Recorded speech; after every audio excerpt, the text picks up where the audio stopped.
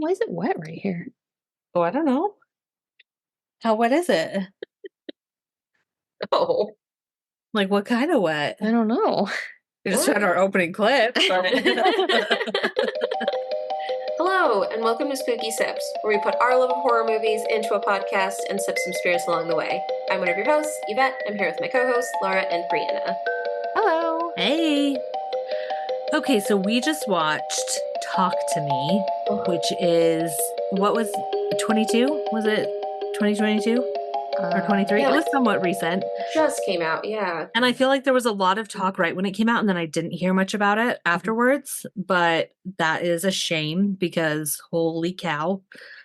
Yeah. Oh, all right. So to set it up, this group of teenagers find this embalmed hand that has like a lore that it can conjure someone from the dead, and you can talk to them by holding the hand. And so they get into like recording it in group settings to put it online, and they do, and it's all going great until something goes terribly wrong during one of them, and the movie kind of unravels from there. Mm-hmm. Oh, yeah. So there we go. I don't know what I was expecting. I was not prepared. I was not either.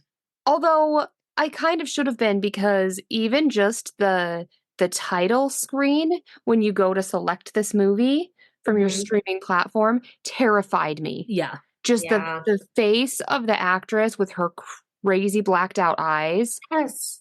I like terrifying. Yeah, the effects of the like full black eyes when they're possessed was so good. Mm-hmm. I love that they added that. Oh, my question is, and maybe this was obvious, but do they look like that to everyone there? I think so. Like, so when one of them has that happening to them, like, does the crowd see them that way? I think so, because in the recordings that they watch online, you know how they're streaming it of people, and they're saying, "Oh, that's fake. They're faking it." Right. They have the black eyes. They do transform. Yeah. So I think they do. Okay. Yeah. Oh, Just like, what an interesting concept, right? Like, because it's almost like a Ouija board situation. You could almost argue, but like way more involved. Yes. Right? The Ouija board is like, you might get a couple letters, some yes and no. This is look at the person and allow them to possess you. And I think the movie starts out so strong. Oh my God, yes. That like that opening scene, you're like, oh shit, okay, here we go. Like, instant put us right in there. I mean, because it starts out with our first death, like right away. Yeah. Yeah.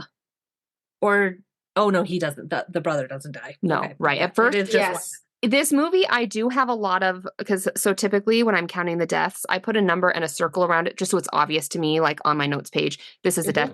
I do have several, let's see, 1, 2, 3. I have 5 cross-outs of what I thought maybe was a death that ended up not being a death. I literally wrote guy at party, and I was like, wait, no, he didn't die. And I was like, second guy at party.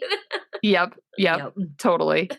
And it's like dead, and it's like just getting hospitalized. Yep. Exactly. No, totally. So actually, I don't think there ended up being that many deaths, but we were close.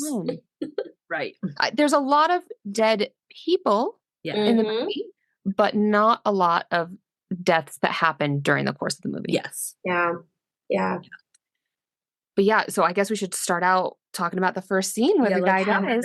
Which, man, talk about setting the tone. Like they were like, this is the movie you're watching. Yes. It was a great way to start. Yep. In terms of the movie that we just saw. Yes, strong start. Oh, it had me scared, had me gasping, had me saying like, what the fuck just happened right from the beginning. Yeah. So it starts out, it's kind of that single shot, which I just think is really cool when movies do that. So it's just a single camera shot of a guy going through a party looking for his brother Duckett. Yes. Love the name. Which Duckett. I love that name, Duckett. I was like, was that their last name or just his I name? think that was his name. That was his name. All right. I don't know if that's an Australian. Oh, so we should say. Oh, yeah, it's Australian. Right. Yeah, the movie is Australian, which was just really fun to just listen to everyone because Right. great accents. That was my first note. Just Australia? Mm-hmm. So yeah, the camera is following this guy looking for his brother, and you can tell he's worried, but it's like a house party, so no one else cares. And they finally lead him to like, oh, he's locked in this bedroom. And he can't get the door open, so he breaks the door down. Like, tears a hole through the door to get through. And then there's his brother. We know this is serious. Yep. And his brother just looks fucked up. Like, it's hard to even tell. Like, he just does not look well. Like, scratches and wounds all over his body that look self-inflicted. And everyone, even in the crowd, is commenting as they're kind of walking out of the room, like, oh, he's so messed up. What is he on? Yeah. Seems like they're kind of saying it's due to drugs, but it doesn't feel like that's what's happening. Yeah. Yeah.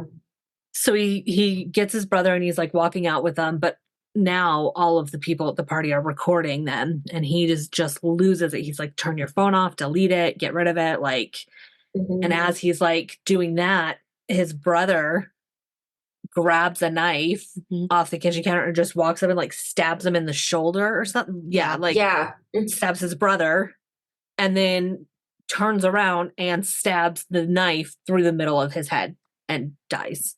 Through the middle of his own head. Like, the force, I don't even know if that's actually possible, because like our skull, I don't know if that's but holy shit. I think my jaw, like, actually, there were a couple scenes I tried to make note where I was like, my mouth was actually just open, like my jaw just was like, and I like actually audibly gasped. Me too. And I was like, scary, shocking, jarring, upsetting, like all of the above. All of the things you want in a horror movie. And yet at the time I was very upset it was happening. Right. There were so many. So, okay, I feel like we've talked about how in other movies when we're like really into it, we don't take notes. Right. I don't handle gore and blood very well. So I actually have a lot of notes because I was just like, oh, I'm just going to take some notes. Yeah. Put the phone in front of my face and take some notes.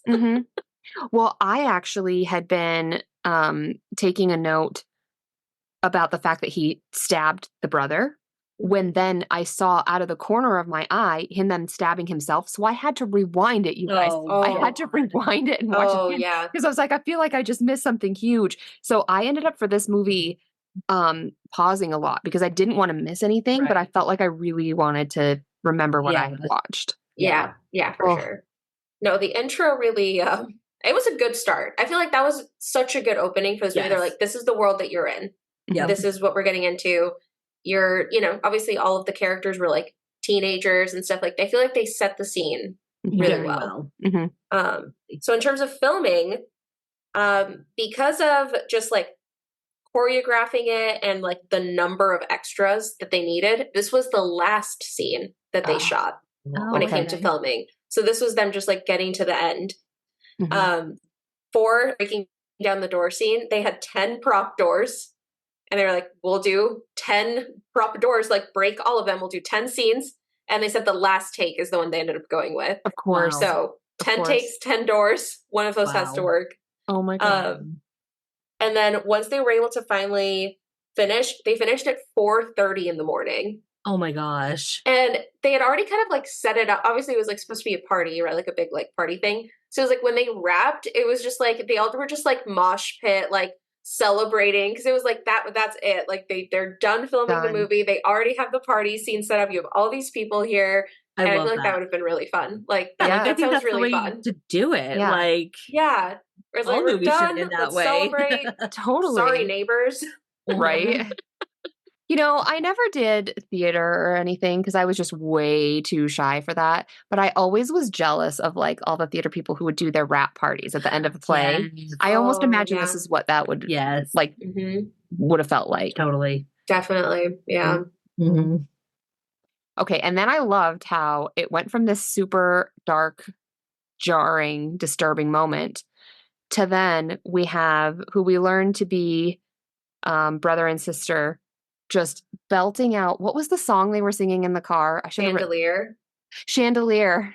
Mm-hmm. Like, so they're just singing this, like, the Chandelier song, and they're just belting it out. And it was just so cute and wholesome, and it made me very happy. Yeah. It was so fun. Sia gave them a discount on using her song because they're so we haven't mentioned it yet, but the creators, directors are two twin brothers from Australia. Okay. And the movie takes place in their hometown. So they wanted to shoot it like where they live, where they know. And Sia is also from there. Oh, so cool. She gave them a little like hometown discount to use her song, which I feel is fun. So, wait, Sia is Australian? Yeah. I did not know that. Yeah. I guess I've never like heard her talk. I've only heard her sing. She didn't like talk a lot in interviews, She was. I think she was always very like weird and behind the hair, and yeah. I love her music. She's amazing, though. Yeah. Okay. Oh, it's so good. Oh, okay, cool. I picked the perfect song. I was like, I want to sing along. Mm-hmm. Yeah. But then we get our second death, which we don't see the death. We see the pre-death. Mm-hmm. So as they're driving along, the brother and the sister. Well, they're not brother and sister. Well, oh yeah, they're not like biologically, but they kind of call each other brother and sister. They're like family. Mm-hmm. So she isn't actually his sister. So it's Mia and Riley are in a car, and we'll learn a little bit more about their dynamics later. But they're driving along, and then they see an animal in the road that has clearly been hit and is suffering. And, me as an American, I instantly thought, oh, it's a deer. Right. Same. Mm-hmm. Yeah. Because it kind of looked like the shade and the shape. Mm-hmm. It's a deer. Oh, yeah. Mm-hmm. But of course, they're in Australia. Right. It's a kangaroo. So it's a kangaroo. And a little guy. It is making the saddest sounds. I know. Well, Riley even says he's crying. Yeah. Like, you have to help him. He's crying. Yeah. So Riley, tries to encourage her to, end his suffering. So she's, going to go run him over just to, end it for him. But she can't do it. And so she goes around him and is like, oh, another car will come. Yeah. She just herself can. I don't know if I could. No. I get it, but I don't know if I could. I would have, stopped and tried to call someone to come and deal with it. Mm-hmm. But I don't know that I could have actually it's hard because done it myself. Yeah, I don't know if I could, but I also don't know if I could have not. Right. Knowing that it's just laying there crying in pain. What you tried didn't work. Yeah, right. And now you've hit this kangaroo with your car. Right. It's not like she's going to shoot him in the head and make it execution style and quick. There's no guarantee. See, I'm not a big gun person, but this is maybe why I need to get my gun license. Not for violence or protection, but just so I can get animals out of there. I think if it's your situation, just call. Okay. Yeah, just call emergency services. All right. Oh, I have a gun, but it's just if I need to put someone out of their misery. Yeah, exactly. Yes. I like how you said someone. Yeah, not an animal. Something. Someone. Yes. I mean, it might turn to that. Right. You never know. Yeah. Huh. Anyway. This is why none of us own guns. Right. So then, they go back and we start to realize, their dynamic. What it is Mia's mom passed away a little bit ago. About 2 years ago, I think. And so she has really, and her dad don't talk much. He's pretty quiet and pretty withdrawn. Yeah. So she's kind of put herself into this family who was her friend. The sister's name is Jade. Jade. Mm-hmm. So, she's kind of put herself into their family. And you can tell that Riley and Mia are really close. Yeah. Jade has something going on. Mm-hmm. She's not quite as it's her relationship, right? With the boyfriend is right. It's awkward. Jade and Mia are friends, but you can tell it's a bit distant because Jade is dating Mia's ex-boyfriend. Yeah. Mm-hmm. This is getting very complicated, but don't worry, sippers. We'll be up to date. They decide to throw this party because they've heard of this rumor that there's these people, this two teams that will come and bring the hand and will film you interacting with the dead. So they're like, let's do it. Yeah. I only took one note. Mm-hmm.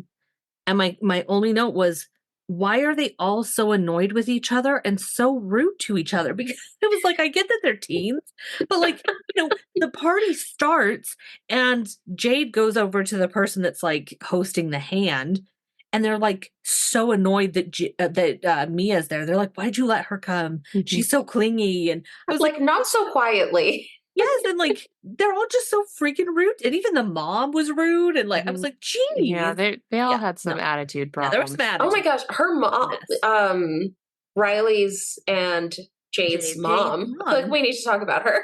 Oh my gosh. Shit, like she was just constantly accusing them of like doing drugs and hosting parties and being bad kids, but also like then be a better mom. Right, exactly. Oh my god. She was not going about it the right way. Correct. Yeah. Yeah. Well, and so also we should specify that Riley is the brother and he is a little bit younger than Jade and Mia. So he kind of seems like the baby of the group. Yeah, like, we know he's under 15. They say something about that.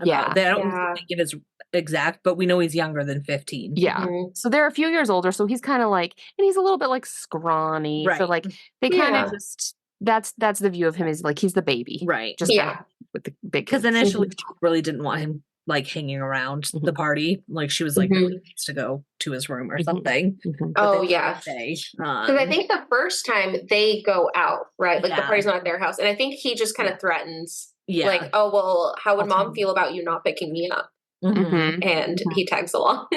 Right. And so when they're at the party, I loved the Australian rap music that was playing. I was like, holy shit, I've been out on this my whole life. Like, because you could hear the accent in the Australian music. Yeah. It was so good. Like I was vibing to it. So I need to look up the music from that movie. Just enjoying the house party. It was great. I loved it. So we get the first possession, I guess is a way to call it. And like, my God. Oh. Yeah. So there's a process to the possession. So first what you do is you light the candle, and the candle opens the door, and then you blow the candle out to shut the door. And you have 90 seconds. Yep. And you're tied to a chair. You're tied to a chair for your protection. Yep. Yeah. And so after the candle's lit, then there's this mummified hand that apparently has been cut off of a medium or a psychic. Yeah, and then they made into a ceramic. Yeah, like coated in ceramic. The mummified hand is supposed to be in there. And so the candle's lit. You hold the hand with your hand, and the hand's just like kind of sitting up like a statue on the table. And the first thing you say is, "Talk to me." And then you can tell that only the person holding the hand sees something that no one else in the party can see. And it's a dead person, a ghost. And then the person holding the hand is supposed to say, "I let you in."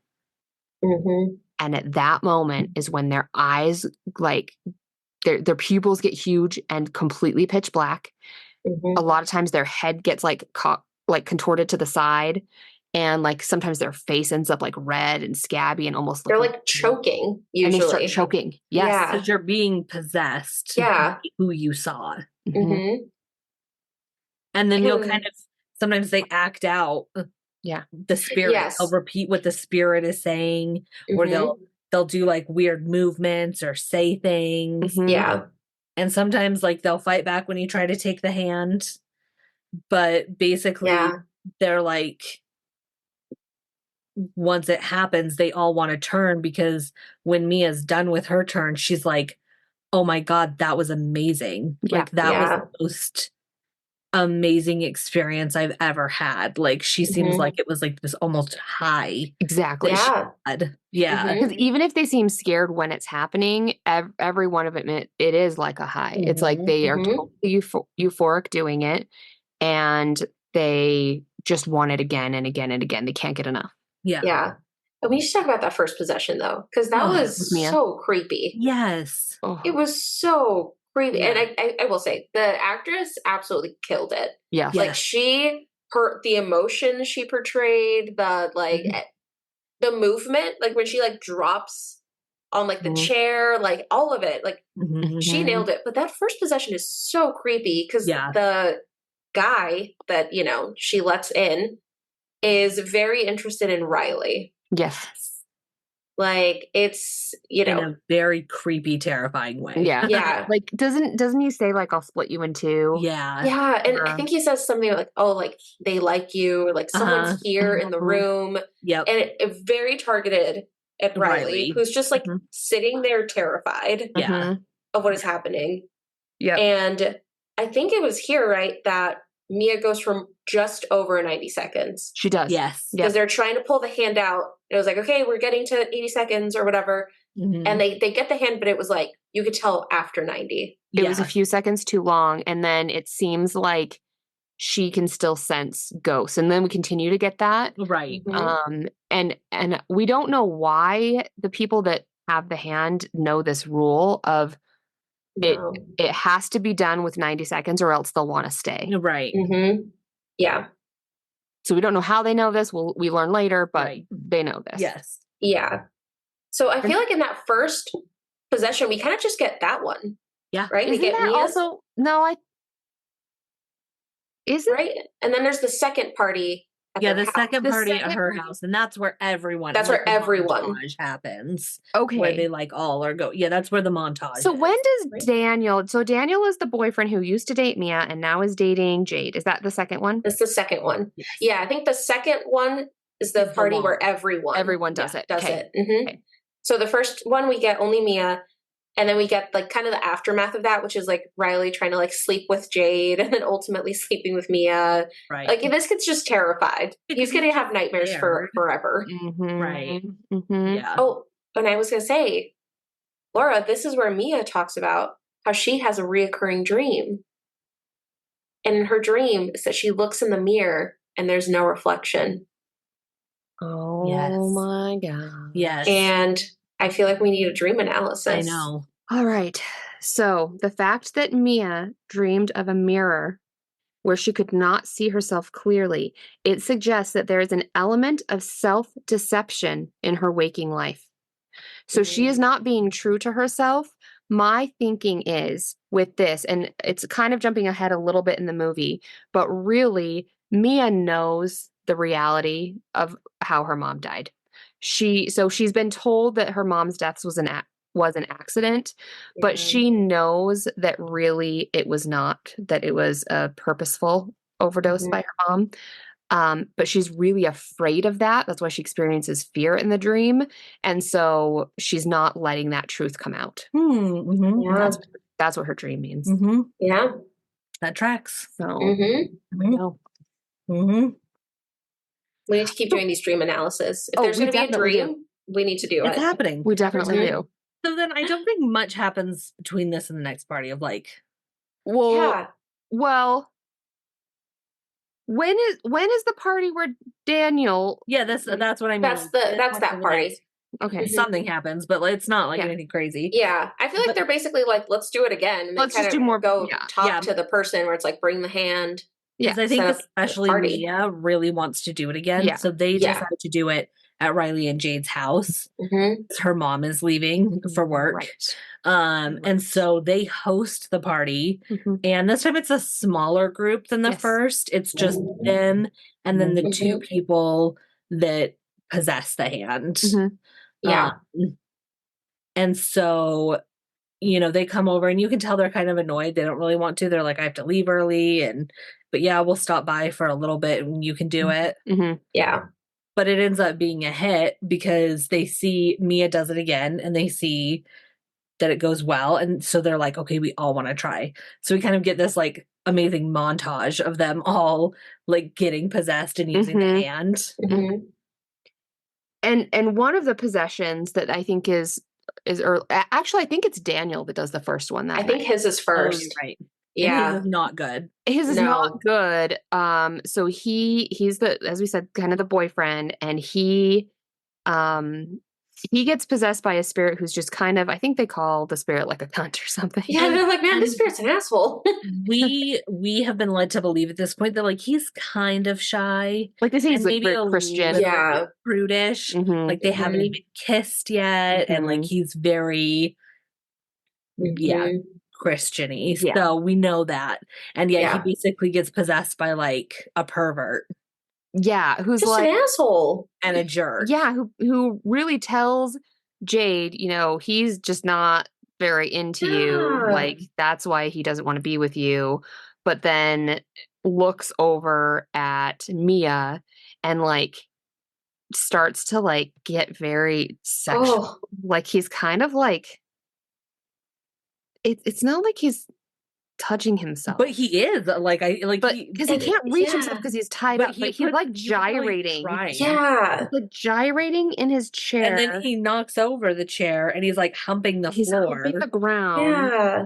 And so it's very, very uncomfortable. And then because he's not around a person to make out with, Cookie the dog is there. Oh God, I think I blacked this part out. No, I was so uncomfortable. His entire thing. I was ready to turn the movie off. It was very upsetting. Yeah.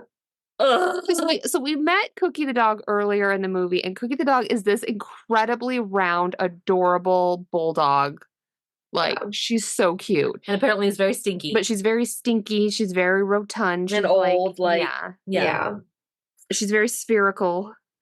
And he starts making out with the dog. Like for a long time. And like you could just tell that like he's wanting to do more with the dog. It's just funny.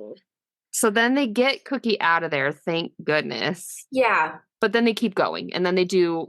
That's when we and like he gets really upset because once he comes to, I guess they have memory of what happened to them, and he knows like what he just did, and he's like, delete your recording because they recorded it all. So that was like a big part of this. I think he storms out too, right? I think he may have even left. Yeah, he comes back. He comes back, but like, and so they say, okay, we want to continue, but no more recording. So they kind of agree. Yeah, okay, no more recording, and then we just get this amazing montage of them all. You know, at one point, Mia singing French, like a French song. That scene was so good. So good. It was so good. It actually made it seem really fun and enticing. Yes. And so you get why they're doing it. Because it's kind of like, this is a really fucked up party trick. Like, this is not casual. Like, this is intense. Oh, like, totally. And so, but you kind of see why high schoolers would be like, hell yeah, let's do this. Like, it's like a scene out of Euphoria almost. Like, yeah. Well, and because we talked about Mia speaking French, I think we should probably talk about what we're sipping on tonight. Okay. Yeah. Look, sippers. There's a journey. There's a journey to this drink. Okay. Go ahead. Okay. So I'll walk through my logic with this. So I'm responsible for this drink. So the movie is called Talk to Me. And I feel like in the movie, the hand makes it easy for the people to talk to ghosts. Talking is speaking, speaking easy. Speak easy. So I thought it tracks. A speakeasy is a type of bar. What kind of drinks do they serve in speakeasies? There's several kind of classic cocktails. We've already done an old fashioned on here. There's some other ones that are very good. But one of the main drinks you're going to find in a speakeasy is a French 75. Mia spoke French. It all tracks. Get it? There we go. Keep up with us. So in my brain, it's very logical that we're drinking French 75s. Cheers. I think this perfectly tracks. And honestly, they're one of my favorite cocktails. Like it's kind of my go-to when I don't know what I want and I need a drink. I do that. Yeah.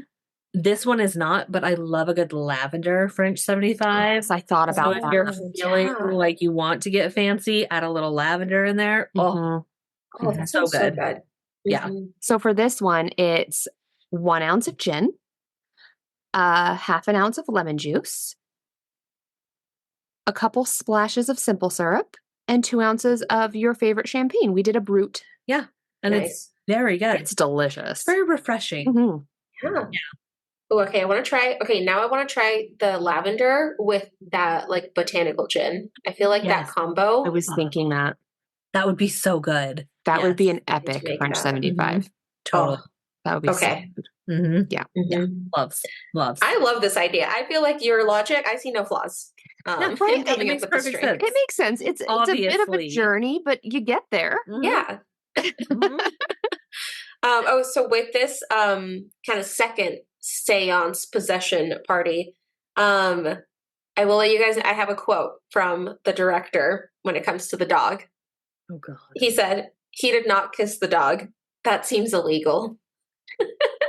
Seem illegal. Yeah. That does seem illegal. So what happened? I mean, how did they shoot it? So it's a combination of a puppet and CGI. Okay. So they kept it mostly practical for everything else, but for that they brought in kind of puppet CGI combo. I really respect them for that, and I'm Yeah. very relieved. No, I agree. That seems illegal.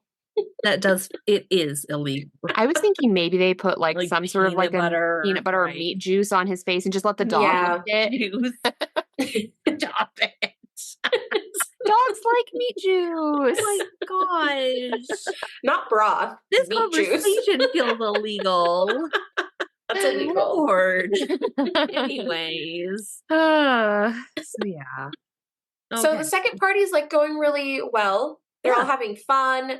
After the first one, they all moved on. And now Riley, because Riley's friend was also at the party, right? So he's not the only younger person there. So his friend goes, has a good time. And Riley's like, oh, I want to do it now. Mm-hmm. And his sister is like, absolutely not. And I feel like the tone in the movie changed. Totally. Like, I don't know if there was a shift in like the music but like the tone, it was like, no. I feel like the answer is no. Yeah. Don't do it, Riley. No, it 100% like did a 180. Yeah. And was like, you knew it was about to get bad. And so like Jade is really upset. And what's his name? Charlie? Was that Daniel? Charlie. Where'd that come from? Who's Charlie? Oh. Anyways, Daniel. So she like she goes out of the room with Daniel. Yeah. And so it's just Mia. Some of the friends. And so Riley is like trying to get Mia to sign off.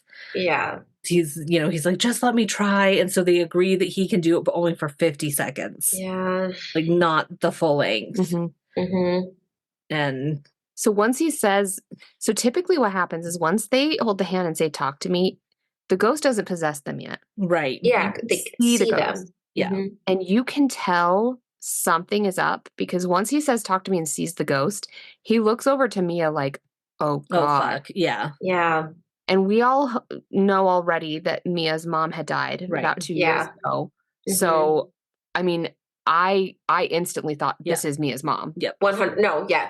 Immediately. I feel like his reaction wasn't scared or because some of the other people that they've interacted with during possession have some gnarly appearances where like you could tell they're like they're visibly upset at what they're looking at, and his was different. His was like concerned. Yeah, where it was like, wait, and then the way he looked at Mia, I totally thought the same thing. Like sad, like, concerned, yeah. So it was Mia's mom. Yeah, he lets her in. Mm-hmm. And it's this really touching scene at first. Yeah. Where Riley speaking, but it's really Mia's mom speaking through Riley, is saying to Mia, me, I'm so sorry. I never meant to hurt you. I never meant to leave you. Yeah. And it's like this really touching moment. But because of that, the 50 seconds passes. But then Mia says, no, don't stop. It's my mom. You have let her stay. Yeah. And then so they let it go. It's almost like a cloud comes over the room at that point, and you can tell that like it's starting to get a little more intense, a little more scary. And people in the party are kind of being like, okay, stop it. Like it's time to stop, We need to stop. Because then it goes from the sweet moment of Mia's mom to really where Riley starts brutally attacking himself. Yeah. So this is where I'm guessing, Yvette, you took a lot of notes. Yeah. Yeah. I was like, no, Riley. he just starts smashing his skull into the table, and then like the back of his head, and I don't understand how this guy still had a face. I know. No. Like it. Well, because then and then he reaches in and everyone starts like screaming because you can tell what he's doing is like pulling his own eye out of its socket. Mm-hmm. Oh, I didn't see that. No, I literally looked away. I literally, in my notes, I said, I don't know. I literally had to look away. No, he started pulling his own eye. He dug his fingers into his socket and was pulling out the eyeball. That's why his eye was all like puffy and closed. Sippers, if you could see Yvette's face right now. Yeah. That's why I looked away. But so then Jade runs in the room because I'm guessing she hears all of this and she's like, what the fuck? And I think at this point they've separated the hand.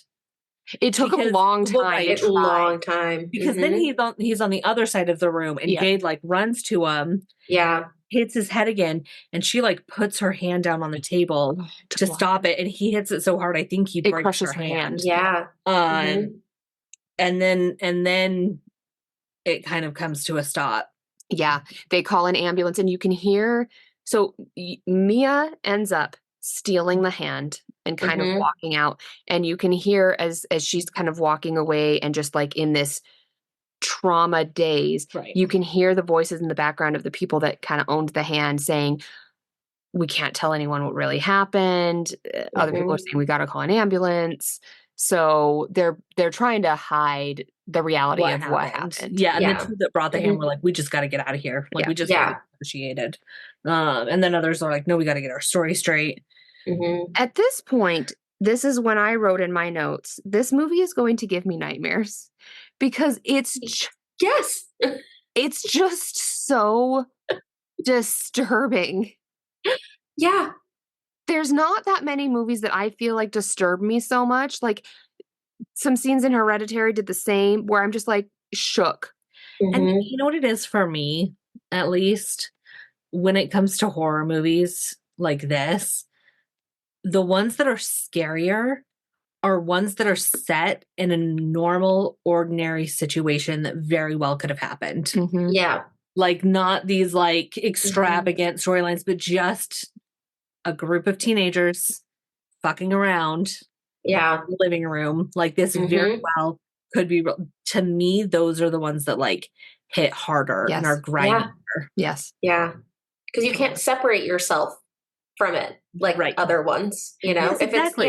If it's some crazy story, it's like, okay, well, I'm never going to be, you know, in Dracula's castle, so it's chill out to deal with this. You know? Exactly. I want to be in Dracula's castle. Oh God, I would love. Oh, I would so spend a night there. Oh no, 100%. I might be his bride for sure. One of them. Yeah, one of them. Yeah. So after that, we see them just all in the hospital, right? And I feel like this is where Jade is very mad at Mia. Everyone's mad at Mia. So is their mom. Yeah. Yeah. Which I get it, but also I know I almost kind of get it because Jade is mad at Mia because she gave permission. Yeah. Even though Jade said no, she kind of superseded her authority. And the mom is mad at Mia because the mom thinks that Mia gave Riley drugs because she one time smoked pot. Yeah. Yeah. So it was like, what did you give him? It's And she just throws in this like brutal insult of like, I don't remember exactly what she said. I wish you wouldn't have forced your way into our family or something like that. And it's just like, oh, so they like tell Mia to leave. Yeah. Which, you know, Mia did not make the right call, but also it's kind of like, I don't know, I feel like Riley would have done it eventually without her. At this point, I was still somewhat sympathetic towards Mia. Yes. At that point when this was happening. And then, so Mia, her visions and perceptions of ghosts starts to pick up at this point. Because she sees. Yeah. So she sees her mom and she hears this scratching at doors, which we had learned. We learned what happened with Mia's mom's death is that Mia's mom overdosed on sleeping pills. But then at some point, eventually, she must have come to, and wanted help and wanted out. So, but she apparently couldn't figure out the door to her room. So she kind of ripped off her fingernails, scratching at the door, trying to get out. But it was at night when no one could hear her. So then when the next morning the dad went to go, wake her up or something, he couldn't get the door open because her body was up against the door. So that's important to the story because then we hear all this scratching at doors. Yeah. And that's the sign that Mia's mom is there. Yeah. Yeah. And we actually see Mia's mom. We do see his mom. We see her silhouette. Yeah. We see her. Yeah. Yeah. Yeah. Because she sees her in reflections, kind of. She's walking through the hospital. But then we also see other ghosts. So then, because Mia couldn't stay at Jade and Riley's house anymore, and I think then Daniel, the boyfriend, he couldn't go home because he couldn't be honest with his parents about what happened. And he had told his parents that he was staying over at a cousin's. So So Daniel goes to stay at Mia's house. Oh. And then, so they're sleeping in the same bed. And they have a little moment. A moment, they do. It's just fleeting. In my notes, I was like, "Girl, he has a girlfriend, right? Who's your friend, right? Yeah." So they just, they don't even kiss. It's their hands touch. So it's nothing wild. But yeah, then they sleep together in a bed. But they're opposite. Yeah. Yeah, his feet are where her head are. And, yeah. But she wakes up and she sees the ghost the really gross, nasty looking woman. Yeah. Was that the ghost that originally possessed Mia? I feel like yes. I thought it was a guy. No, first. Actually, I honestly, I can't tell you. I can see it. Remember this water. The long-haired, gross-looking ghost. Yeah. And you hear water kind of in the background. Yeah. Very subtly, but yeah. And anyway, a dark figure in the corner of your bedroom will never not be scary. That was so scary. Because we all have that moment of they turn to a corner and you're like, oh man, is something there? And you're squinting and then you see it. Because at first it seemed like a pile of laundry or something that you were almost imagining that it looks like a human, but really, it's just the pile of laundry. But this was actually a human. It'll never not be scary, It's I don't know, but maybe it's a trope. But honestly, I love it, and it'll never not hit just right. It's a great trope, because it works every time. Yeah, and I'm of the theory that less is more when it comes to horror. Yeah. So just a little thing like that. Yeah. Because I will say, I feel like this movie did a really good job of a lot of times it was that less is more.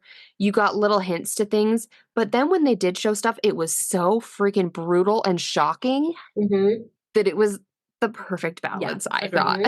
I agree. Yeah, no. So the ghost person, corner person, is trying to eat Daniel. At least that's what Mia is seeing. And so Mia's freaking out and wakes up from this nightmare, because I guess it was supposed to be a nightmare-ish. But then she wakes up to her being the one that's sucking his toes off. And fully in her mouth. She's not licking or kissing his toes. She is full on fellatiating. Yeah, she is giving a blowjob. Oh yeah, it's intense. It's really upsetting. Yeah. And then he's freaking out, what are you doing? Well, yeah, because he wakes up and just sees Mia going hard at his foot. Why are you doing this? And he does not stick around for any sort of accident. He's just bye. Out that door. He gets out of there so fast. And she's trying to be no, it wasn't me. And he don't care. No. Yeah. No. I don't blame him. Ugh. No. Yeah. And then at some point after that, Mia is visited by her mom again. She sees her mom, and her mom tells her that Riley is not okay. Right. Oh, that's right. In danger. Because also she had alluded, the ghost of her mom, that there's something her dad didn't tell her. And so Mia and her dad have a confrontation where she's like, Dad, you're not telling me something. Yeah. It's he can't get there, so they get upset with each other. The next thing I think that happens is then we're at the hospital where Riley, after he brutally attacked himself, he is not dead. He looks like he should be. His face is just atrocious, bruised, battered. And there's no response from him. Like no speaking, no movement. Yeah. But the mom and Jade are just in the hospital trying to kind of be there for him. They're giving him like a sponge bath type of care. And then Riley starts to, it almost seems like he's there for a second. Yeah. Like he starts to like look around or make an acknowledgement to Jade, like, I'm here. But then as she tries to pull him out of it, like, Riley, talk to me. He then bites her hand. Yeah. And starts to just try to kill himself. Yeah. He just starts on the tile, on the tile wall. The tile flooring, and then the wall, which he breaks the wall. He breaks, like, how hard would that have to be on your head? Yeah. Oh, the brain damage this kid's gonna have. Yeah. Like a scrambled egg in there is all I can imagine is left. Yeah. Like, Riley's going through it, and he's not okay. Have we all seen Saltburn? Yes. There was a moment, though, where he's laying on the floor as, like, his blood is, like, running down the drain. Yeah. And he starts to just, like, lick it. The blood on the shower floor as it's, like, going into the drain. And I just had this flashback to Saltburn. Saltburns made me more uncomfortable. I was more uncomfortable. No, I know, but did you guys think? Of course. Did you guys think of this movie when you saw that scene? No, I absolutely did. Okay, because it almost seemed a little sexual in nature. Yes. Yeah. Anyway, I felt that was like the most uncomfortable scene for me. And I think for me, part of why like this movie was so effective and that like stuck with me was just the camera shots were amazing. Because then there's even just the shot of just the drain with the blood coming down and you can hear the background noise happening. And I just thought that was such like a heavy moment. Yeah. So at this point, I think they're trying to figure out how to help Riley, right? Yeah. So they've met back up with the people with the hand, I want to say, somewhere in here. Yep. Yeah, and Mia's gotten these flashes from the ghosts where they're showing her what's happening to Riley in his mind. And it's literally, if you were to like look up what is hell, it was scene. Yes, it's hell. Wait, yeah, because she sees it. That part of it was like when they bring the hand back to Riley, right? And she's like, okay, like let me, because like, they let thought, me connect. Because they thought maybe we didn't blow the candle out. So like didn't close the door. Oh, we got to go redo it, but blow out the candle this time and he'll be okay. And they do that to him in hospital. In hospitals. I know they're not British. I know they're Australian, but I also just couldn't get over the fact. I love that they say in hospital. Yeah, I also can't do an Australian accent. No. I can't do a British one either. I can't do any sort of accent. Hospital. I don't know. Okay, but during that scene, I feel like we have to talk about it because when Mia's like, okay, maybe let me connect to the hand, like let me try to see if I can find him. Yeah, like be like even though he's not dead, right? So she talks to the hand, and the creepiest thing that could show up in a horror movie shows up: a little girl. But she seems actually sweet, this little girl. But like, it was a 50-50. When she showed up, it was like 50-50 chance. She's going to be the worst character here. Or doesn't she say something like they won't let him go? Or doesn't she say? She says something about like, I can't let you talk to him, but I'll show you to him. I'll show you. So the little girl lets Mia in. They flip it. Yep. Which we haven't seen until this point. And that's where she sees, what can only be described as what hell is. Yes. I really cannot even, like, you just have to watch it to know. The demons are like ripping him apart. And it's this color tone of like terror. Like, I don't even, just the scene is incredibly horrifying. And then I think at some point they even show, like when they show Riley, you realize he has bite marks on his arms. Yeah. So it's like it's becoming physical. Yeah. Yep. Such a creepy scene. Oh, so bad. Yeah. So this is when the dad. Okay, so yeah, then Mia and her dad, she goes back home. Her dad is like, okay, I have to tell you something. Mm-hmm. Mm-hmm. Yeah. And how does it? So he says, I haven't been totally honest with you. Yeah. Your mom did leave a note, but I Mm-hmm. didn't tell you because I didn't want you to blame yourself. Mm-hmm. So he reads the note, which is basically saying, I'm so sorry. I've been hopeless, but now I have hope that you guys will have a better life now that I'm gone, or something like Yeah. that. Mm-hmm. And at this point, I wrote, here's exactly what I wrote down. Mm-hmm. Okay, it's either that the dad actually killed the mom, and I thought this was an equal possibility. I thought Mm-hmm. dad OD'd the mom and then Mm-hmm. made it seem like a suicide, but that's why the scratches happened. Yeah. Because he wanted her out and so was pretending that she accidentally overdosed, but really it was intentional, but it's really because it was him. Or Mm-hmm. they had made some, and we didn't mention this earlier, they had talked about how the ghosts can imitate people. Yes. Mm-hmm. So I thought, okay, either the data is actually the one that killed the mom, and this is all Mm-hmm. just this elaborate hoax, or the demons are imitating the dad. Yeah. I was not sure which one it was. Well, and at Mm-hmm. this point, let me see. I wrote down, let's see how I said this. Oh, I was like, is this just like an allegory for mental health struggle? Like, is this just Mm-hmm. like, no, the mom did kill herself, but it tore the dad up so much that he became this, like, I couldn't tell what they were trying to say was the story there. Mm-hmm. Or was it left unintentionally or intentionally very vague? Yeah, I think it was. I always think it was intentionally vague, like not to know what the conclusion is, but to be confused because we're seeing it. Like Mia is just being broken, right? Like, right. Like this is like. I mean, we're about to reach the point where her not knowing what is real and what is reality and what happened with her mom, like it's all going to come together. Where it's like, she has no idea at this point what happened, what's really happening, who she's talking to, if anything's real. Like, I think part of it was just we were supposed to be confused because Mia was and confused. It's our own interpretation. Because I have to say, like, that's the one thing that I was left being like, what was the dad's role in it? Mm-hmm. Like everyone else, I could kind of be like, oh, this could have been, but I was like, so what the fuck was honestly the dad?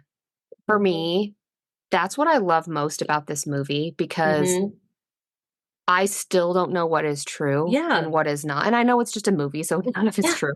But I love that there's all of these different scenarios that could be the case. That it's really our own interpretation. Yeah. And everyone is going to come out of this movie, I think, with something a little bit different. And I think that's almost beautiful about it. Oh, I think if a movie let off successfully, like it is an amazingly done movie. So I don't know. I still don't know. I think maybe the dad is innocent is my takeaway. I don't think the dad. Then we have the ending. So, okay. All right. Yeah. All right. Here we go. Let's gather our thoughts. Yeah. No, I feel like at this point when he's read the note and Mia sees her mom or the shape of her mom or someone pretending to be her mom, I think she says he's lying. Yes. Or that's not true. Like she says something where Mia's like, okay, I'm going to go to my room. I'll be back. Like she kind of like is like, okay, I'm just going to separate myself from the situation. Yeah. Because the mom's like, I never wrote a note. Like, and so she goes into the room and her mom is in the mirror and she's telling her like, you're in trouble. That's not your dad. They're coming for you. Like she's like, you're in danger. Like very much so like you need to get out or you need to attack. I think she says you have to kill him. Yeah. Yeah. You have to kill him. It'll be fine. I'll be here. And it was at this point that I was like, oh, it's 100% the mom, not the dad. Like she is that's kind of what I thought. But then the dad tries to get in the room, but Mia's locked the door. I no. So he bangs through, and he is a demon at that point. You see a demon, like... Okay, yes, because we pan to the dad in the living room, sitting, waiting for Mia. So you're like, oh, fuck. But was just this all a metaphor for PTSD? And really, it was just the dad reliving a moment where he couldn't get in a door with a loved one, trying to save them? We're going to get into that in Psych. So I'm just saying, like, maybe this was all... God. No, it's such a mindfuck. Like, it's... Yeah. This movie, the more and more I think about it, it's funny because a lot of times when I watch movies, I'm just watching it, kind of on my own. Mm-hmm. And my husband has his video game computer kind of behind the TV. Mm-hmm. So he kind of like sometimes half watches. And so he was kind of half watching this movie as I was watching it a couple of days ago. Mm-hmm. And he and I, last night at 2 a.m, because that's like when we went to bed, we talked for like an hour about this movie and about like what it means and what it could have been interpreted. Like, crazy conversation, crazy deep like insights that we got into this, like from this horror movie, because it just makes you think. Like, it makes you just take it away with so many different directions. Mm-hmm. Okay. All right. So really, we're getting towards the finish line. So the dad who like seems like the demon is breaking down to the door. Right. Mm-hmm. And then he's attacking her. He's attacking her, but then she fights back with a pair of scissors. Yeah, she grabs a pair of scissors. Mia grabs real dad. Yep. Comes into the door, and when he walks in, the demon is gone. The demon vanishes. But Mia is on the floor, so he goes over to check on her as like, hey, are you okay? Because she's kind of hallucinating. Right. But in that time, she's able to reach the scissors, so she just immediately scissors to the neck. Yeah. On what we know is non-demon real dad. Right. Mm-hmm. So this is where I wrote down, this is what I believed was the third death. Mm-hmm. Mm-hmm. Right. That was not crossed out later. Yes. But no. Yeah. I also had that. Just kidding. So then Mia is back in the hospital. Mm-hmm. Yes. And she tricks Jade into leaving. Yes. Because the mom is gone. Mm-hmm. Yeah. And so she tells Jade, like, I know what will do it. I know what will save Riley. Meet me at my house. Mm-hmm. Yeah. Jade goes away. And when that happens, Riley goes back in the room. Mm-hmm. Or Mia goes back with Riley. Wait, is this when she has that really sweet moment, actually, with Jade and Riley's mom? Oh, yes. Where the mom, like, apologizes. And is really sweet and tender with her. Mm-hmm. Yeah. She's like, I realized this isn't on you. Like, this was something that, Riley was working through, and I should have been better, and you're like family. Like, this sweet moment. Yeah. And Mia's like, thank you so much. Can I have a moment alone with Riley? Like, basically, I'm going to kill your son. Hang on, I got to kill him. So. Yeah. Because I think she genuinely thinks Riley is suffering in a way that the demons will never let him go. Yeah. The only way I can free him from this pain is to kill him. Yeah. So I never think she gets to a point where she's the bad guy. No. I don't ever think she is. I think she genuinely is trying to save Riley, who she loves. Because she saw Riley in this horrible reality, and she thinks, if I kill him while he's still alive, they'll let him go, and his spirit won't be trapped. Yeah. Whereas if we keep him alive, his spirit will be trapped there forever. Mm-hmm. Yeah. Okay, but also, and again, this is where it was hard to know where to land with Mia, because the two people who originally got the hand, we skipped the scene where they go meet the brother from the opening because he's alive. Yes. Mm-hmm. So they're able to talk to him. And through this, we do find out, like he says, it's like, you just need to wait it out. Eventually they just leave and he'll be fine. He's like Riley's body will fight it off. You just exactly. You just have to wait.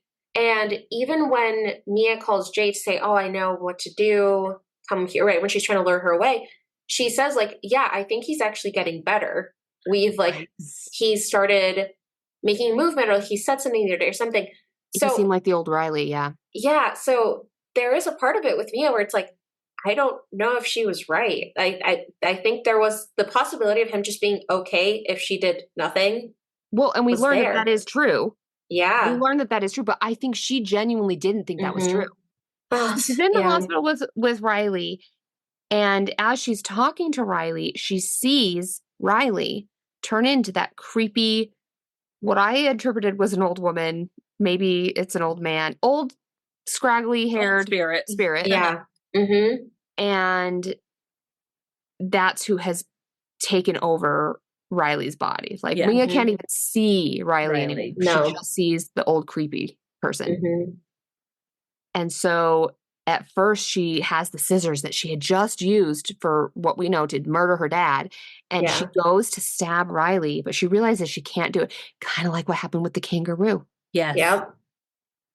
And she can't do it. And then what do we see bloodily hopping down the hallway? But the fucking kangaroo, baby. the ghost of the kangaroo. And so she ends up, next thing we know, she's got the ghost, scraggly ghost / Riley in a wheelchair, wheeling them out toward the freeway. Right. Yeah. And at this point, Jade has realized all is not well. She found Mia's dad, who's alive. Right. Okay. Who's alive, calls an ambulance, calls her mom, and is like, "Where's Riley? I need you to go check on him. He's not okay." Right. So we're getting this like race between them realizing that things are not okay. I think we see Jade gets to the hospital and is like notices running. He's gone. Yeah. Yeah. And I think she sees both of them as she's going towards the freeway. So we see Jade like sprint to try to catch on. So we have this like, they're running. What is Mia going to do? Yeah. So Mia goes to push Ghost Riley into the road. And the next thing we know, there's this impact of a car. But it's Tamia. It's Tamia. And so we just see Mia in this like contorted figure on the ground, like laying there, having just been hit by a car. And Jade is there on the side of the road. Clearly she has taken Riley and Mia got pushed into the road. Yeah. But Riley is okay. Well. Yeah. Well, right. As okay as he can be. In quotes. Yeah. He's not in the road. And I feel like the moment Mia stood up, it was like, oh, she didn't survive that. Like Absolutely. that was, it was like the way she moved, it was like, oh, okay. That's not her. I did love the way they did it though. Yeah. Yeah. No, I loved it. Next thing we know, she's like, she stood up, but then she like is back in the hospital, like walking through. And we see Riley and he's like, okay, mostly better, like still, clearly kind of recovering, but like he's being checked out of the hospital. He's fine. He recovered. We see Mia's dad just walking around. Walking out. And then Mia she finds a mirror and she has no reflection. And then it just kind of darkens until all of a sudden a light match lights. And there's just this one little light in a very, very dark space. And Mia has to go to it. She just walks toward the light. And we see a hand, like an outstretched hand. And it's attached to a person. And so Mia sits down and she touches the hand. And bam, she's on the other side. I love that it showed the perspective from the ghost. Yeah. Just in this dark void until all of a sudden there's this light with someone's outstretched hand. So of course the ghosts are going to go to it. Yeah. Opens the door. They've been invited in. And so I just loved that perspective because whether the ghosts are evil or good or somewhere in between or a mix of both, I love that it just showed they're just in this nothingness. Yeah. Until all of a sudden there's this like little hope. So of course they're going to go investigate, like see what's up. Oh, yeah. Good. I liked how they ended it. I loved it. I thought it was well done. It was so good. I also did you both watch all the credits? No. No. Okay, As soon as it was okay. over, I was like, I'm done. I need a I palate know. cleanser. It's There 11 was nothing p.m. there was nothing jumpy or scary, but I did watch all the credits and I liked how at the end, you know how movies used to do like if you pirate this, it's illegal and you're a bad Yeah. person and blah blah blah. So at the end of this one, instead of saying something like that, there was a little thing that said, by watching this legally, you have supported all of these jobs, like of all of these Oh. people that were just listed. So thank you. So That's cool. instead of it being this like punishment, this Right. negative thing, it was like this positive Yeah. reinforcement, like, hey, you bought this. Right. Thank you. You just helped support these people in the arts. Huh. Yeah. That's kind of cool. I also That's a better noticed take. there was a higher number than I've ever seen on credits of optometrists. And then at first I was like, optometrists, and then I was like, they probably needed a lot of them for figuring out how to do those eye things. Yeah. But there was like 4 or 5 optometrists credited in the movie. Oh, that's funny. Which I just thought was one really, couldn't do. They needed I've never seen that 4. before. No, there was a lot. That's funny. We should probably just jump into some psych, I think. I think so. think, like, that's all that we can do right now to cope. Well, figure out what's happening. Speaking of what we do to cope, here's where I went with this. here's my logic again. So everyone takes away something different from this movie, right? Brianna, I feel like you think this movie is a stance on mental health. I feel like this whole movie is a stance and a story about addiction. Hear me out. Okay. Here's why I think this. I think that the kids in this movie were all addicted to the high of the euphoria that happened. They're talking to the hand. Talk to the hand. Talk to the hand. The movie that said talk to the hand. I didn't think about that until now. So anyway, I think this experience with the high that they all feel when seeing the ghosts and talking to them and letting them in, it was an addiction. It was a drug. It was kind of a hallucinogenic a bit. Oh, yeah. But also, there's the whole thing with the mom and the sleeping pills. I think this whole movie, I think it was all about drugs. Yeah. And substance abuse and addiction. Honestly, like, I mental health. that because if you think about it, like, if you try to put yourself in that place, like, can you imagine what that would actually feel like if we were able to actually interact with the dead? Yeah. It would be an addiction. Damn. Yeah. Well, and so here's how you define an addiction. It is the compulsive and habitual use of a substance, in this case, the movie, the hand. Yeah. And you use this substance or engage in this behavior, like talking with the hand, that it is so rewarding to you that it gives you the incentive to do it repeatedly, even if the negative consequences are detrimental to you. Yeah. Which is clearly something we see with these kids. So, especially Mia. Yeah. Yeah. Well, and there's different reasons why you might become addicted to something. So, one, there's neurobiological factors. So this would be things like your brain pathways that are to do with reward and reinforcements. So they are given reinforcement just because it feels good, and also all of their friends, like they're popular for it. They want them to do it. So there's the brain pathways that it's so intense, the reward and the reinforcement you get from this addiction, that a lot of times you'll ignore all other things that you should be doing. So like, kind of not a stereotypical, but kind of an easy example of this is just, the person that is so addicted to drugs or alcohol that they don't eat, they don't work, they don't do the basic necessities of life because the addiction just completely controls what they do. Well, maybe why Mia had her need for this addiction overrule her decision of letting Riley do it. Yes. Like maybe Mia without her addiction would have been like, oh no way, Riley, you can't do this. Yeah. But need to like chase that high. She had to have it. Mm-hmm. She wanted him to experience it, so kind of superseded.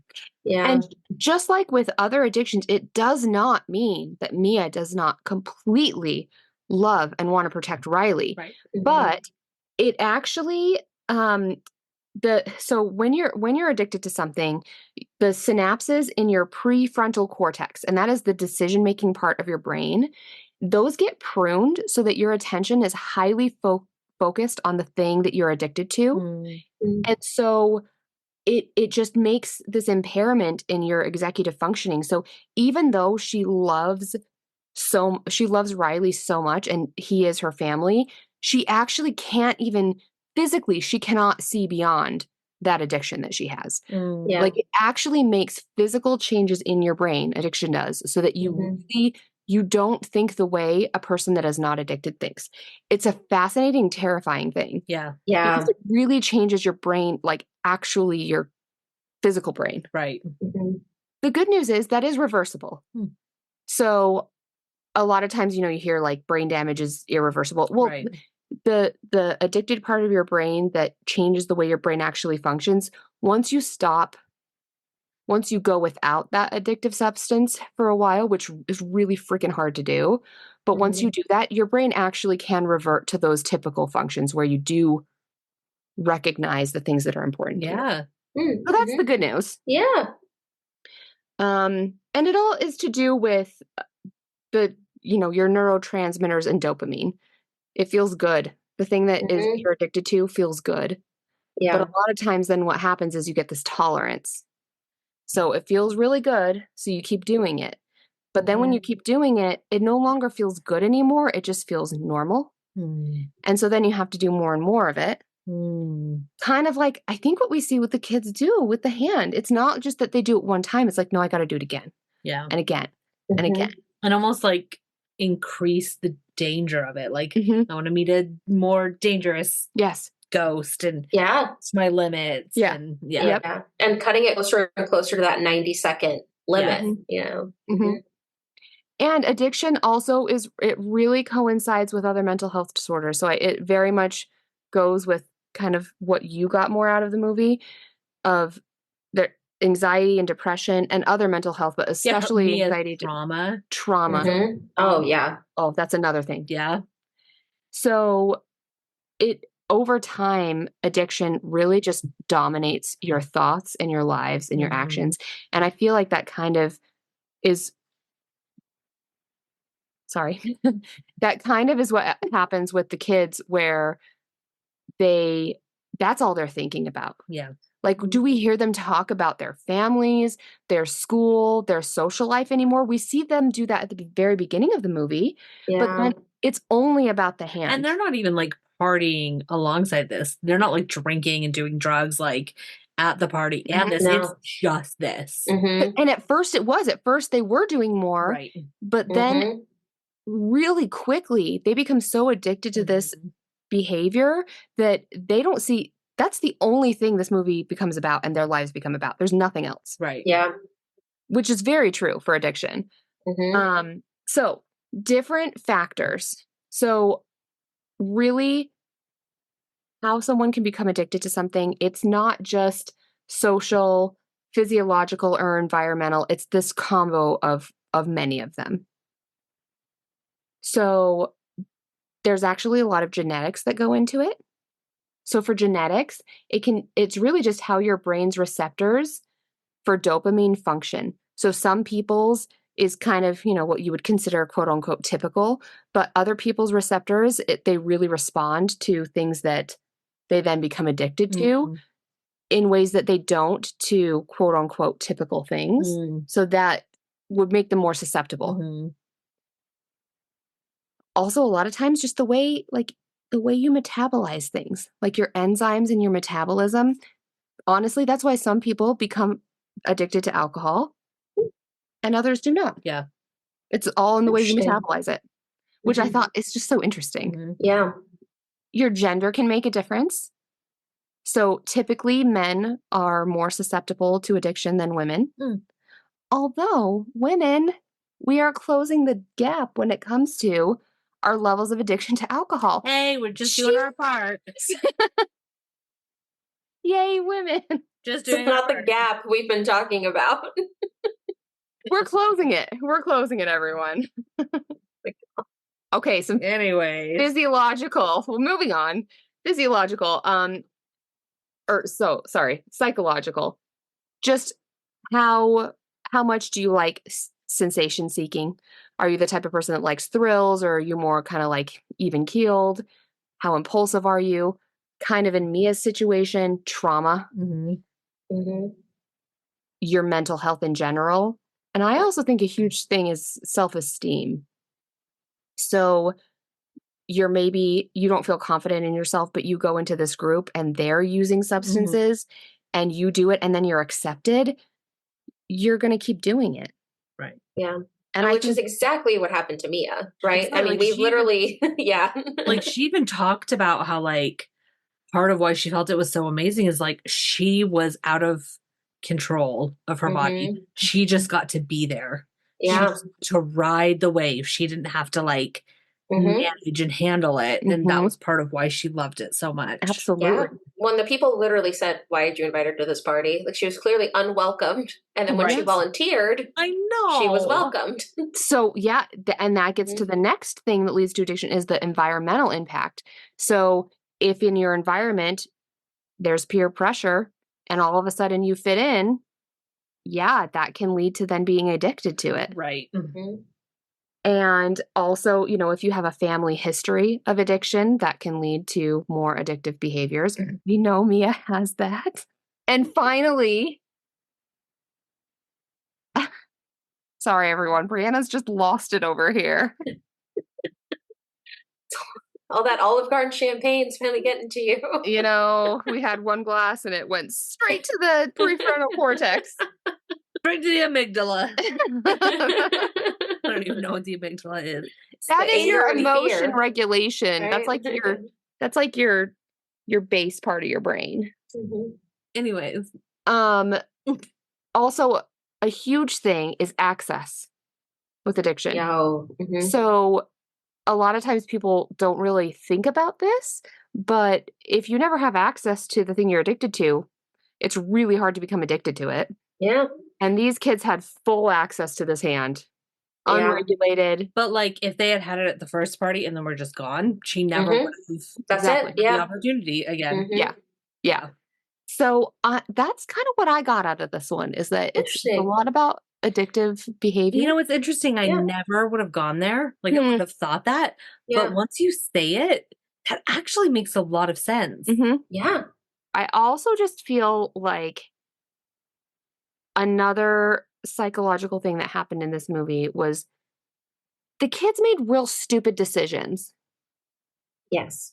And, you might judge them. You might think, what the hell are they doing? But really, let's give them the benefit of the doubt teenagers make really stupid decisions. Right. But it's not their fault. It's not that they're bad. It's that they have an undeveloped prefrontal cortex. Yeah. So the prefrontal cortex is that part in the kind of like the behind the forehead of your brain, and it is responsible for all that executive functioning. That's things like decision making, thinking through the long-term effects of your consequences, or long-term consequences of your actions. There we go. Yes, there we go. You also want to fit in with your peer group. Right. So I think that the reason this movie could even happen is because it happened with teenagers. And really, teenagers just make bad calls. Yeah. It's not their fault. Well, you can't blame them. They're testing things out. Yeah. They want to try new things to see how it affects them and check it out. And so I think it makes perfect sense. Which is very developmentally appropriate, but also they were dealing with a fucking demon-inducing hand. So the stakes were very high. Right. Yeah. No, they're very serious, but also they never took it seriously. Exactly. And that really does get down to their undeveloped prefrontal cortex, because they just see that moment, that one party, that one experience, that one high. They can't realize, oh, this is going to mess up the rest of my life if I do this. Because I had the thought while watching it, like, if an adult had gotten a hold of this, whole different game. Right. Yeah. You know, they would have taken it to like authorities or the media or something, and it would have become this whole. But the teens were like, "Yeah, let's just fucking party and meet these dead people." Yeah. Well, and when Riley had been like bashed his head into oblivion, and they had to call an ambulance, the fact that it wasn't just call an ambulance and tell the adults, look, it's this hand, this is what you do, and show them, the fact that they could not fathom that an adult might be able to help them, right? That they had to hide it. That's just so teenage. Yeah. Like, that's just so classic teenager. Definitely. So I kept it a little light on the psych. No, I actually think that fits so I feel like we already talked about so much of it this episode. Yeah. Okay, wait, I have a question. Yeah. What happened to the hand? I was wondering the same thing. We saw it. We saw it at the end. Well, with Mia. It was a new group of people that had the hand. Now, was that the second hand? Weren't they like in Greece or something? Yeah. Yeah. So like, yes, I thought the same thing. I thought, was that the other hand? That's the other hand, right? Or was it that hand? We should have looked to see which hand she reached out for, because before it was the oh yeah. Left. It was the so left direction. hand. Oh my gosh, we have to go back and watch that final scene. Was it the right or the left hand? Yeah. Because I guess we don't know how much time it goes, but I feel like with it being so far away, I assumed it was because they even make like they talk about that where they're like, oh, so there's another hand out there somewhere. Or shit, like, wait, there's other psychics that have been more than two. Qualified or maybe other parts of the body. Maybe there's a foot. Yeah. Or a penis. Laura. It's the first party part I thought of. You have to open your mouth.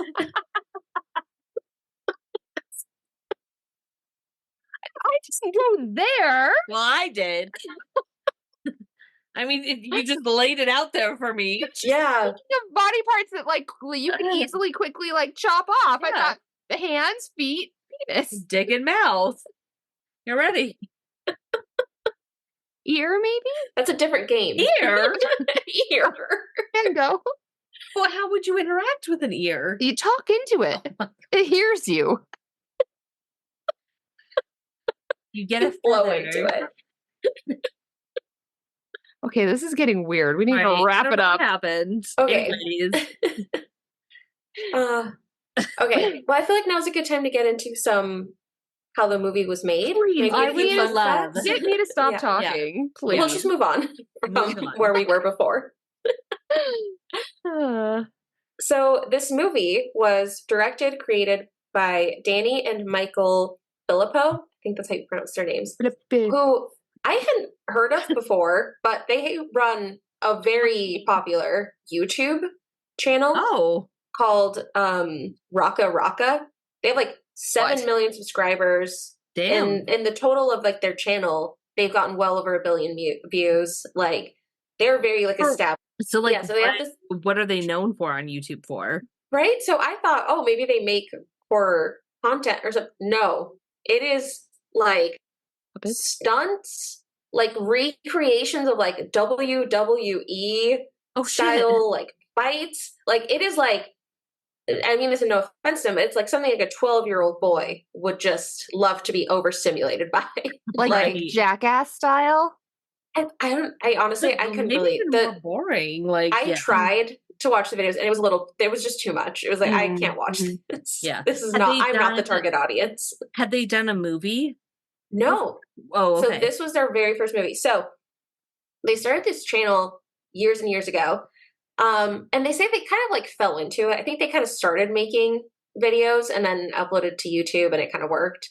But they've always wanted to make a movie. Like that was their big thing. They wanted to be filmmakers. Yes. Movie? Like, holy cow. That's wild. Yeah. So they took like a year-long break from their YouTube channel. Like they just haven't posted any videos in the last year as to work on this movie. And they, while getting the idea together, getting the movie together, they had offers to make it in Hollywood. They had like, I think a studio who was interested in doing it, but they didn't agree, I think, with like the story. They also really wanted them to film it in the US. So they wanted to film in the US with American actors. Like they wanted that's what Hollywood was like, no, this is what works. No, we've seen that. We've done that. Right. Exactly. Yeah. So I'm happy they stuck to their guns. They were like, no, we're Australian. We want to film it in a place that we know, with Australians, because that's what we know. Right. So mad respect, because they turned down a lot of money to have a studio do it with them and then did it fully independently. So this is a completely independent movie. I think they did get some funding through like, I think there's like grants you can get where it's like with Australia, where it's like if you film a movie there, you can get like money back. So like they were able to raise the money, but it was just fully independent. That is so cool. And I'm not sure if like all the actors were actually Australian, but holy cow, like not only was the acting phenomenal, the casting was so good. Like I feel like each character played their part perfectly, and like it really, everyone worked well together. Like it just, success. And I feel like the casting was really well done. And so one other decision that they made was casting the main actress that played Mia, Sophie Wilde, who I think this is her first lead role in a movie. Shit. Okay. So she wasn't a name, I put in quotes, you know, and because of that, they also weren't able to get as much money to make their movie. It was like, well, if you get a name in quotes, it'll bring people in to watch the movie. So if you're going to have people that aren't as well known, we're going to give you less money because the movie won't be as successful. But they were like, okay, that's fine. Like they were really confident. They were basically like, keep whatever money you want. We want her. She is really good in the role. She's going to nail it. I cannot imagine anyone else playing that. Like she was the role. She did so good. And there were so many times when I didn't like her, but that was totally the point. Exactly. So like as an actress, she was freaking incredible, because there were so many times where I was like, I hate this bitch. And it was because we were supposed to. She did it right. Yeah. It's supposed to be this really nuanced character. She was she was actually, everyone was phenomenal in it. I liked even all the side characters. I loved it. Riley, I thought was so good. Yeah. Oh, yeah. And I think part of that was, I think they actually experienced a lot of delays because of COVID. You know, they were just like everything got delayed. But the plus side was, because everything was so delayed, they had a long time to find people.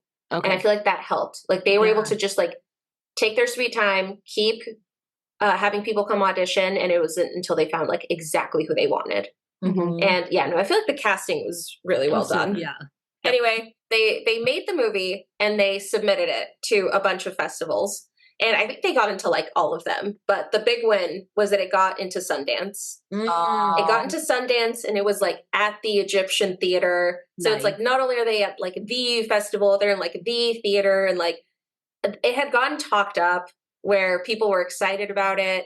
They did have like a video on their YouTube channel just like leading up to it, and they're like finding out who's going to be at the movie, and like Ari Aster, who did Hereditary, Midsummer, he was there. And also the strange thing about the Johnsons. We don't talk about that. So all of these people were there. People were really hyped about it, and it absolutely crushed. Like people saw this at Sundance, and it led to a bidding war on who would distribute it. Pretty much everyone wanted it. They saw the potential. They're like, this movie's great. This is such a positive reaction. So there was a giant bidding war, and A24 ended up winning. So is that how that works then? Like they make the movie and they premiere it at a festival and then it gets picked up? Well, in this case, yes. So A24 is primarily a distribution company. So by them picking it up, I think they're guaranteed to be in like 2,000 theaters or something crazy like that. Like they have a very solid distribution system. But it wasn't like it started with A24. Yeah, but it was not created by them. They didn't provide anything. Okay, cool. So I think part of maybe we'll have like a little dive into A24. They've just been able to curate a very, very good selection of movies. They have a vibe. You know, when you see A24 at the beginning of a horror movie, you know it's going to be good. Exactly. Yeah. I trust them. So if I know it's happening with them, I'm like, we're good. Let's do it. Yeah. It's like if A24 recommends it, Yeah. you're good to go. Golden. Yes. So because you just were talking about Sundance, and we all have lived in Utah, right? Have either of you been to Sundance? No. So this past summer, in where Sundance happens in Park City, there's the Sundance. It's like an outdoor festival, so it's like all of the movies that they had played the winter before that like got picked up in Sundance. They play in like you go and you're in a park and you like bring a picnic and you have your wine. That's cool. And, like it was so fun. We watched this really, really amazing movie, which I am forgetting the name of right now. But but I wanted to go this year, and so I looked up tickets. It's wild to try to get tickets because you can't just buy a ticket for a specific show. You buy either like a ticket for like a premiere show, or usually it's more like a pack of tickets for like $600. And then you don't even know which shows you're going to get into. It's still going to first come, first serve. Like it's a crazy experience. I mean, I guess if you're a celebrity, you probably get a different situation. Oh, I think they have a different setup on how they go to Sundance. But like, so because I was like, we live so close to it, we should go. But it's too anxiety provoking. So I forget to do it every year because it's like, I don't know, if I really cared, I'd set a reminder. But in like September, October in the fall, so months before Sundance, they open tickets for locals. Yeah. It's a discounted passes for locals. So I feel like if you sign up for their email list or something, they'll probably tell you, and it's really cheap for those tickets. Like that's what I had looked up. It was the local deal, and it was still ridiculous. Oh, that's wild. Yeah, it was crazy. Yeah, I've only been to Sundance off season. Yeah. Like when it's happening and you just, go up there for other stuff. Yeah. My realtor used to like work up in like Park City for Sundance time and ran into people such as Katherine Heigl and Cameron Diaz. Oh, I mean, the celebrity watching at Sundance is, well, really for us, it's just a business expense. So go ahead and get the tickets. It's chill. It's a write-off. It is. Yeah. It's a write-off. All right. Well, we'll go next year then. I'll get the passes. I used to nanny, and the family that I nannied for, she was the CEO of a local business and always got an invitation to Sundance. Okay. So she didn't have to buy her tickets. She just got to like show up and she would meet like a lot of celebrities. And she would be there when it was like fancy. I think we should go to coffee with her next week. Yeah. It's been a while since I've seen her. Yeah. I miss her. Yeah. And just, do a Brandon saw it, elbow poking. Rubbing? Oh, yeah. Rubbing sounds better than poking. Elbow rubbing. That's another one of the body parts, the elbow. Oh, yeah. No, let's move on. Anyways. Okay, we'll move on. So it did super well at Sundance. A24 picked it up. In the video that I watched, like they're all just crying because it's like that's it's gonna do well, right? Like made it. You have A24's name associated with it. They're gonna put it everywhere. Like I think they could see that this is gonna go really well for them. So they ended up having a $10 million opening weekend. It absolutely crushed, and I think it's the second biggest start to an A24 movie after Hereditary. Damn. Okay. So they immediately saw the return on that movie. Which, like, I don't know, it's just so cool. It's like, it's these guys who started YouTube. They always wanted to make a movie. And it's just like, I don't know, it's like just dreams come true, right? Yeah, like they were able to that hero's journey. I love that for them. Totally. Yeah.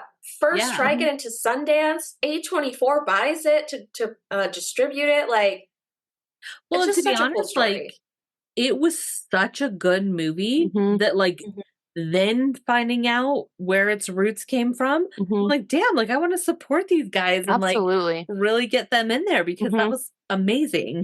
Yeah. Okay, so now I'll go into a little bit of the inspiration for the movies and then like a couple of the scenes is kind of what I have. So for the movie, and I feel like this was kind of a fun, weird connection.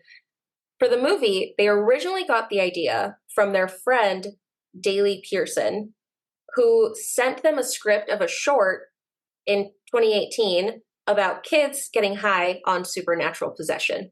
So it was a short script about them getting high on getting possessed. Nice. And from that short script, they developed the full movie. Oh my gosh. So I'm assuming it changed pretty drastically from that short. They still, I think, gave him like a writing credit as like inspired by a story. But they definitely took it and made it their own.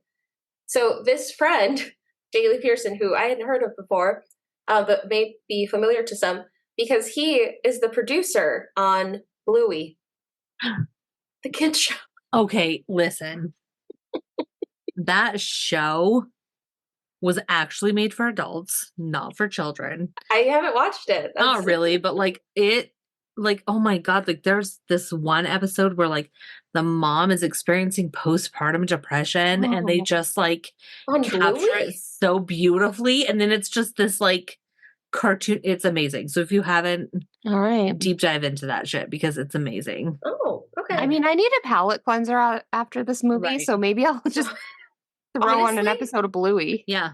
That's what we all need. Yeah. Throw on some Bluey. Disconnected. Wrecked me. Yeah. Brought to you by the creators of Bluey. That's amazing. Thanks, Bluey. Okay, so for more of the inspiration, part of, I guess, what we haven't talked about as much is the fact that they're filming so much of what's happening in the movie with their cell phones. Like the idea of like TikTok and catching everything on video is such a big part of it. And part of that was just like, that's just how the world is right now. We all just use our cell phones. And if something happens, you're like, oh, record instead of taking action or like helping, Right. you take your phone out. And part of that was growing up, they had a neighbor who would just experiment with a lot of drugs and would have a lot of negative reactions. And they saw this neighbor was doing all these drugs and having a negative reaction. And everyone would just kind of watch him and film him and make fun of him. And it was like, yeah, like that's unfortunately how things are right now. Like people, instead of helping, will just step one is pull out your cell phone and like start recording. So I thought that was an interesting, like that was a big part of this movie was like, they described it as like, yeah, because you can like, I don't know if like dissociate, like distance, like there's like a fake veil, right? Of like, you're not experiencing it if you're recording it. With your phone. Because then it's something that's detached from you. It's something that's not real because it's just on your screen. It's not in real life. Yeah. I have to say, like, I love that they did that because really most horror movies don't incorporate current technology and like social media with the movie that's happening. Yeah. Because it's kind of like if you think about your dreams, you very rarely dream about your phone. Like almost never. That's true. Which like if you sit down and think about that, like and so like I was reading this article that was saying that's why a lot of horror movies don't incorporate phones because they keep that like dreamlike feeling throughout their movies. But I actually like that they incorporated that. Yeah. No, because I feel like a lot of horror movies will do that in a way to keep like the year ambiguous. I feel like we watched a lot of movies where it's like, wait, like what year would this have even taken place? Like what technology is happening? But I feel like part of what made this movie good, like I think it helped it, is that it made it feel really like a movie that was filmed today, right? Like it was like this is their glimpse of the world. It was like a modern dystopian type vibe. Yeah. Oh, that's very interesting. Yeah. Yeah. I think that was good to include. Yeah. I also find it very interesting that I didn't know any of these fun facts, and my site was about addiction. Nailed it. I'm just a genius. That's why we both do research. We'll both find something. Right. I picked up on it. It's cool. Okay, so another thing that like I found the inspiration for was using the hand. And the inspiration behind the hand was that Danny, one of the directors, and I think he was also the writer for it, had gone into a really bad car accident when he was 16. And they thought that he had broken his spine or something. Like it was a really bad accident. And then when they got into the hospital, he was just shaking violently. So they thought maybe he was cold or something was going on. And they were trying to figure out like what to do to stop the shaking. And his sister came to the hospital while this was happening, and she just held his hand and it stopped the shaking. He was it's like, probably there's something. psychological. Yeah. Yeah. So it was like, there's something about just the human touch and like holding hands and like how strong of a connection that is. And so that was the inspiration for using the hand and holding hands being this like connection to the other realm, I guess. Yeah, that's cool. I like that that vibe, because it could have gotten very cheesy, like severed mummified hand, but I do think they kept it less about like the actual physical hand and more about the connection. So that's why I think it worked, because they kept that in mind. They did a good job of that. Yeah. No, I feel like the hand worked well. Yeah, it was like more intimate than a Ouija board, right? Because like you're holding hands with them. I don't know. I feel like that was a cool way to do it. No, totally. And then one we already talked about the scene, but was the kangaroo.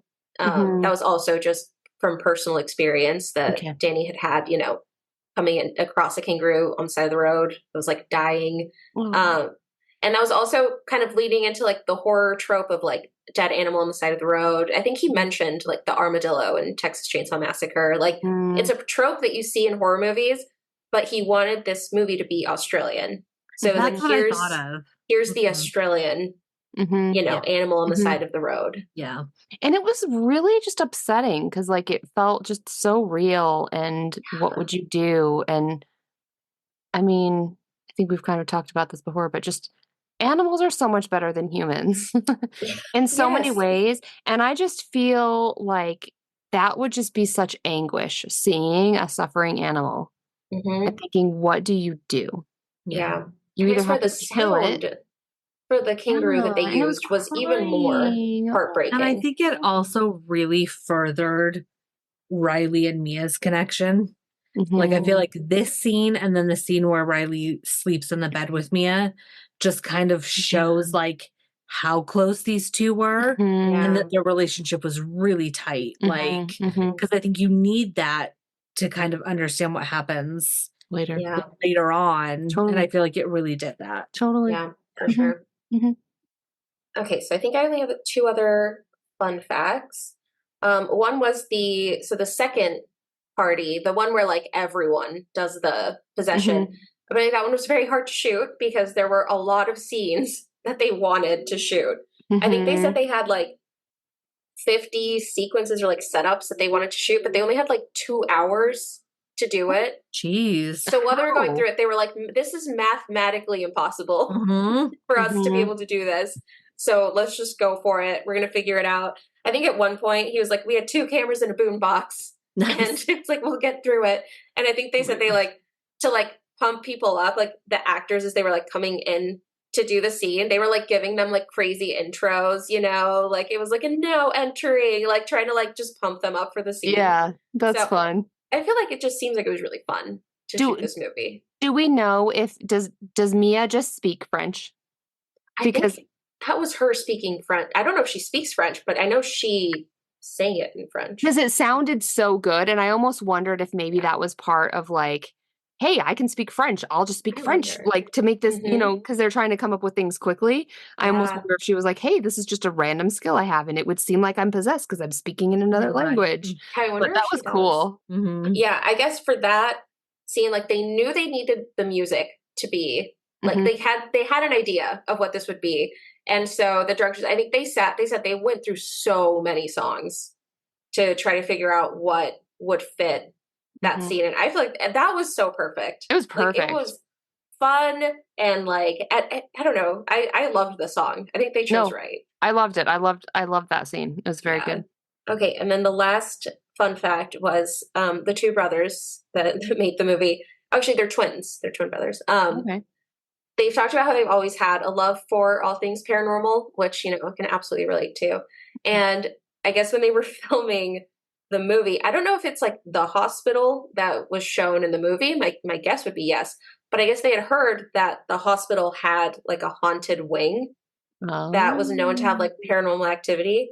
So after they finished filming and had wrapped up, the security guard got like everyone out. And I guess they just kind of waited until there was an opening. And so they all went back into the hospital and had like a slumber party to try to see if they could experience any of the paranormal in the haunted wing. Oh my gosh. Holy shit, I love that. We just snuck back in. Oh my gosh. Cute. Did anything happen? I don't think so, but that does sound fun. It's like, let's all go back in. Okay. Oh, and the last thing I had is they have been very open to doing a sequel. They're like, if they'll do it, like if A24 is down, we will do a sequel. They already have the name. It'll be Talk the Number 2 Me. I was like, that's pretty good. Oh my god. That's pretty good. Love it. So that's my last of the fun facts. Nice. I would totally watch a sequel. I would too. Oh, absolutely. Solid movie. They said they had a lot, like the Bible, I think is what they call it, you know, where they're like trying to keep track of everything, like all the characters and like, I guess it was massive for this one because every person that appeared with a hand, they tried to create like, oh, what is their intention? Like, what is their background? So they set up a lot of lore already. Nice. And they said they've thought about a couple of ways that they could do a sequel. So I think they have a lot of ideas. I would totally watch a sequel. Like we talked about, we don't know if the hand at the end was the left hand or the continuation of the right hand, or vice versa, or whatever. A complete other hand. Yep, or another hand, or foot, or penis. Stop it! All right, let's wrap it up. All right, wrapping this up. You guys are always trying to shut me down. Laura, we love you. So I'm excited to see where we're all at, but here on Spooky Sips, we don't give stars, we give sips. So out of 5, how did you get this? Oh, man, this one, I feel like this one's like a 4 for me because it was very good, but like I had to look away so many times because I personally can't do gore as much. So I just had to look away a bit more, and it was like, okay, I feel like I had to look away for my personal taste. It's a 4. I also feel like I like the characters, but at the end, a few of them got a little less interesting. I could have done a little more with them, but like so solid. Yeah. So it's a 4 for me. Brianna? I agree. Like for me, I almost struggle more with like the psychological stuff. And there was so much of that in this, but it was so well done. And the way that it was thought out, you can really tell the attention to detail that they had in this, I feel like. And I just appreciated that. So for me, definitely a 4, because it also like actually scared me. Like there were moments where I was really tense and my heart rate went up and it stuck with me after. So for me, it's a 4. Yeah. Yeah, I agree with all that you're saying. It stuck with me. The story of it, the psychological components, it actually just scared me. I feel like it wasn't as spooky as a lot of the times I need my 5s to be, like my perfect movies. It wasn't a perfect movie to me. Yeah. I think we're unanimous, ladies. I'm giving it a 4. Nice. I'm giving it a 4. Yeah. It was like really, and here's the thing. I went into it with really low expectations because I was like, it's hype. I've seen it all over Instagram and TikTok. Like, I don't know. It's probably stupid, but it was, and this was their first movie. They crushed it. Yes, I'm super impressed. Good job. Yeah. Normally, we're not like all about the holidays, but for some reason this year we've been a little bit more about the holidays. Because they're just fun. I don't know. I like the weird holiday movies. I know. We've just done a lot more of them this year. This is one that like I just remember from the archives of my brain. I've never seen it, but I just remember hearing about it. Daughter girl Jen Aniston. Which like I am so excited for. I love her so much. So we're watching Leprechaun next. And you hadn't guessed it already. Oh my God, I'm so excited. And we're going to have an amazing drink for you. So if you haven't watched it, get watching, get sipping, and we'll see you next time on Spooky Sips. Okay, bye. Bye. I'm so excited. Thank you for listening to Spooky Sips. If you enjoyed this episode, don't forget to rate, review, and subscribe wherever you're listening. To stay up to date on all the spooky things we're up to, Follow us on Facebook and Instagram at SpookySips_podcast. And if you want to help support the podcast, consider buying us a coffee, or really a cocktail. We are completely independent, so every little bit goes a long way to keeping our podcast running and improving. Thanks again for listening, and we'll see you in 2 weeks.